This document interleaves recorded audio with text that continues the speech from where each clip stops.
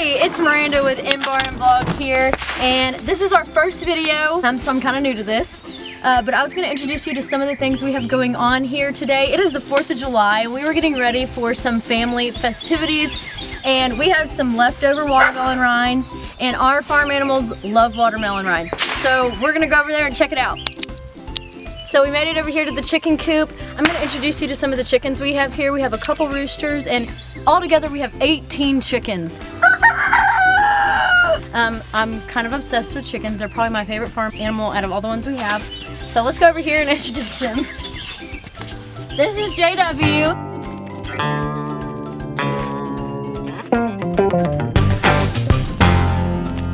He's our oldest rooster, probably going to be our biggest rooster. Let's see what they think about the watermelon. Okay, so we got a couple more of the chickens out. We're going to feed them a little bit more watermelon. They are loving it.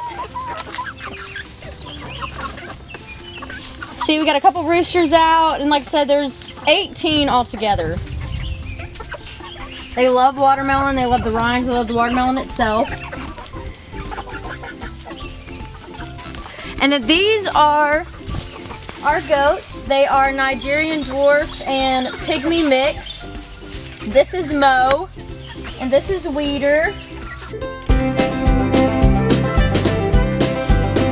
Nothing goes to waste around here. All of our leftovers, fruit, meats, anything like that, we usually give to our animals. They're like, what? I don't even think they've ever had watermelon before. Come on, guys. And of course, Natty, she thinks she has to be a part of it too. We'll give her some watermelon.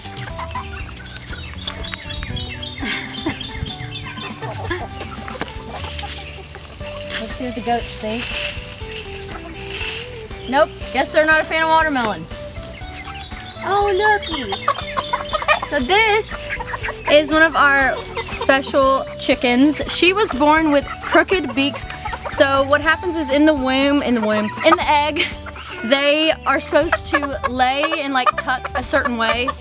And every now and then you'll get a chicken that does not, and her head was above her wing instead of under her wing. And it causes her jaw to kind of look like a cross. So it's like scissor beak, crooked beaks.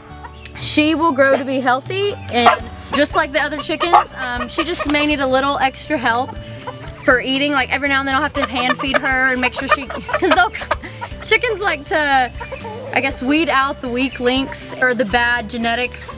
And sometimes they bully her and keep her from getting the feed, so I'll have to go in. But she can scoop the feed just like the other chickens. She just eats a lot slower. And but she's growing, she's healthy. She doesn't want to be held right now, obviously. Now that I've showed you the chickens, let's walk you through their coop. This is an old tool shed that we renovated into their chicken coop with their feed. So we added this chicken wire fencing wall. And then we added this paneling gate here. Just open it. This is their coop. We built their roosting bars right there. These are those chicken boxes. All of this was at no cost. We had all this left over from other tools. This is my husband had an awesome idea. Instead of us coming in and changing their water every day, this is a 20-gallon barrel full of water, I think is what it is. We added a pipe to the wall. It's an angle, so as they come and they hit this little yellow, this little nipple, the little water drops down and the water. Say we have storage up there, and then our door tied to a rope slides right down.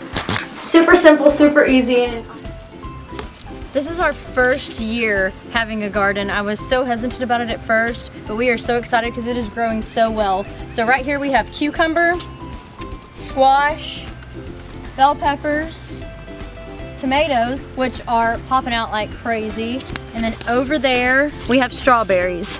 Everything is growing so well. We are very excited. It's our first year. I really thought it was going to be super difficult, but it's actually not. I just done a little research on YouTube and Google and gotten a few tips and tricks from some friends and family, and we are really flourishing, and we're super excited to have some fresh vegetables from our garden.